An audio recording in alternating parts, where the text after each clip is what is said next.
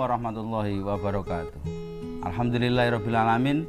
Kita jumpa lagi dalam acara Gus Gaul. Kali ini saya bersama dengan Bapak Dr. Haji Miftahul Khairi, dosen Yayan Ponorogo, akan membahas tentang sholat menuju untuk mendekatkan diri kepada Allah Subhanahu wa Ta'ala. Kita sapa Bapak Dr. Haji Miftahul Khairi. Apa kabar Pak Miftah? Alhamdulillah. Waalaikumsalam. Dalam sesi ini akan dibahas bagaimana sholat adalah sebagai salah satu sarana untuk mendekatkan diri kita kepada Allah Subhanahu wa Ta'ala. Kami persilahkan kepada Pak Miftah. Terima kasih. Assalamualaikum warahmatullahi wabarakatuh. Alhamdulillahirrabbilalamin. Wassalatu wassalamu ala sayyidina Muhammadin imamil muttaqin wa ala alihi wa sahbihi ajma'in.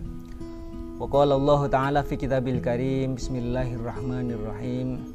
Inna sholata tanha anil faksya'i wal munkar. Sadaqallahul azim. Pemirsa yang dimuliakan oleh Allah Subhanahu wa Ta'ala, ternyata setelah kita belajar itu banyak jalan yang digunakan untuk mendekatkan diri kita kepada Allah. Ada di antaranya kita berpuasa, ada di antaranya kita ini bersedekah, memberikan sesuatu kepada orang lain. Tapi ada satu amalan ibadah yang di situ melatih kita ini bagaimana bisa merasa dekat dengan Allah, takarrub kepada Allah dengan cara sholat. Kenapa? Karena sholat itu kalau kita pahami artinya secara bahasa itu, sholat itu ya berdoa. Maka sebagai orang yang beriman, sebagai orang yang beragama, kita ini harus punya ritual, harus punya satu amalan yang bisa mendekatkan diri kita kepada Allah, sehingga Allah menjelaskan kepada kita bahwa sholat yang dikerjakan oleh seseorang itu mampu menjauhkan kita dari perbuatan keji dan mungkar.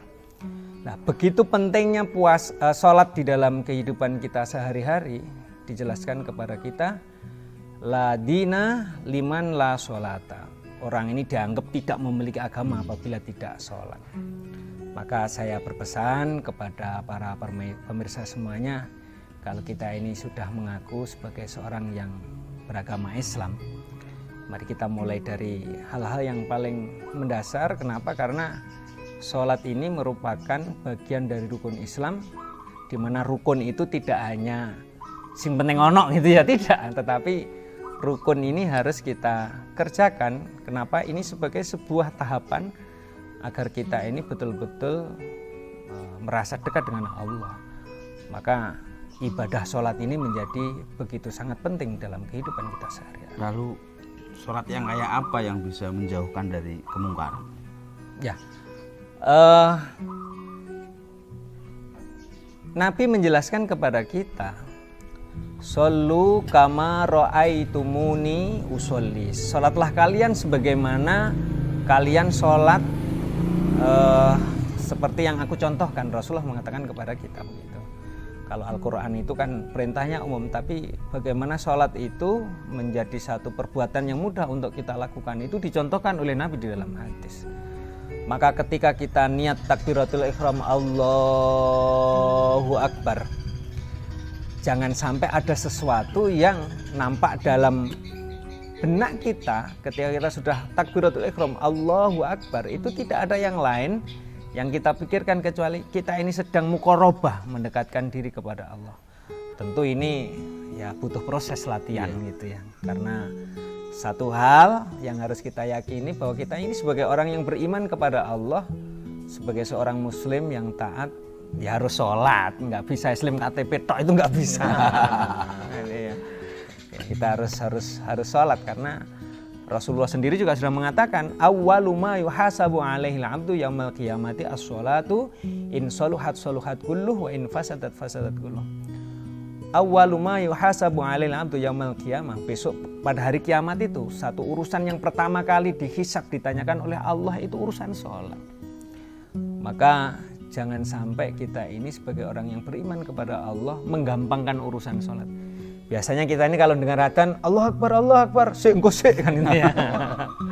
Iya, biasanya begitu, karena memang kadar iman orang itu berbeda-beda. Ada yang begitu mendengar panggilan itu langsung responnya maknyut kan itu ya, dengarkan. Ada yang ya itu sebenarnya manusiawi. Jadi kalau ada orang kok capek dengar adzan Allahu Akbar, sudah sholat zuhur misalnya, karena saking capeknya, kalau disuruh milih itu kira-kira istirahat dulu apa sholat dulu ini? Iya, iya.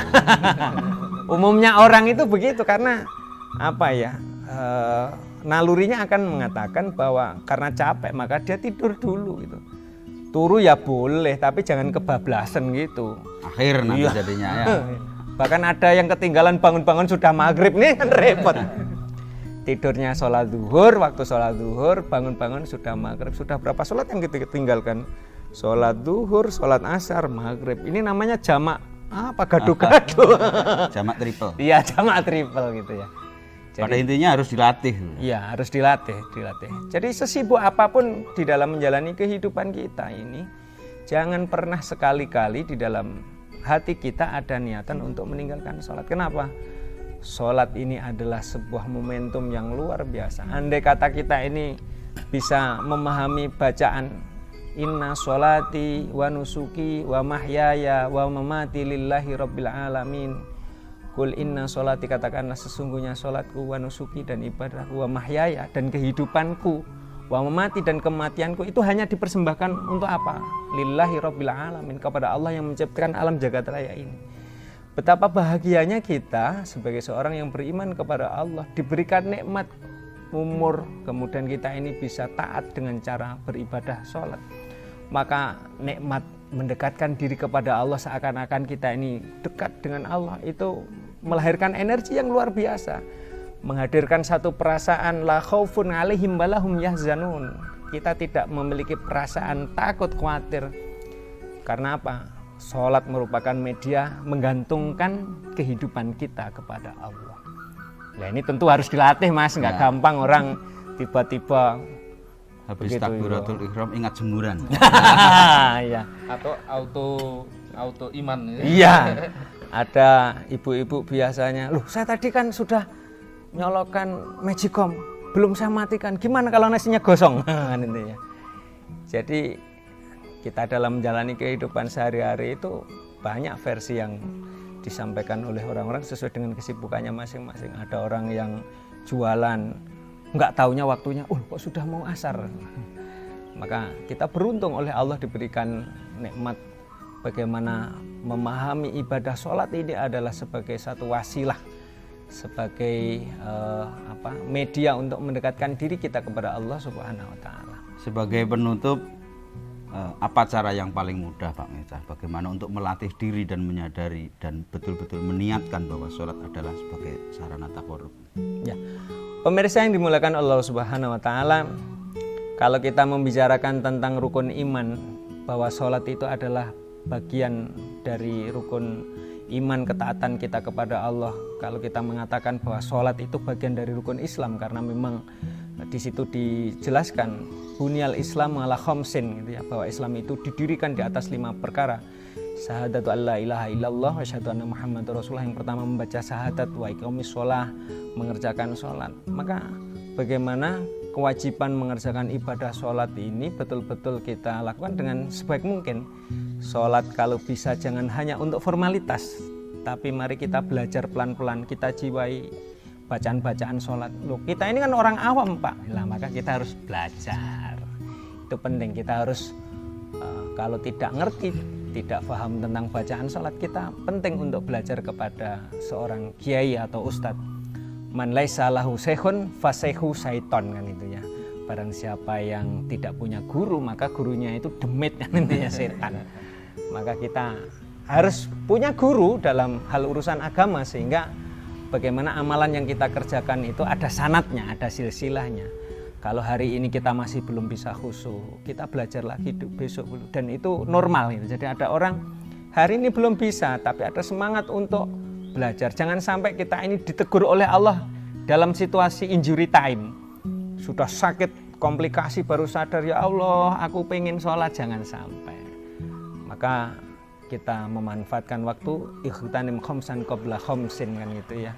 kita gunakan 5 perkara sebelum datangnya 5 perkara. Sihatika qabla sukmika, gunakan waktu sehatmu sebelum waktu sakitmu. Nah, mudah-mudahan Allah memberikan kesempatan kepada kita usia yang panjang, yang barokah, sehingga kita bisa istiqomah mengerjakan sholat. Demikian sesi ini, mudah-mudahan kita masih dipertemukan pada sesi yang berikutnya. Wallahul muwaffiq ila aqwamit thoriq. Assalamualaikum warahmatullahi wabarakatuh. Demikian sesi kali ini dengan Bapak Haji Dr. Miftahul Khairi, dosen YN Ponorogo. Terima kasih. Sama-sama. Kita semoga bisa bertemu lagi di acara Gus Gaul di sesi berikutnya. Wallahul muwaffiq ila aqwamit thoriq. Assalamualaikum warahmatullahi wabarakatuh.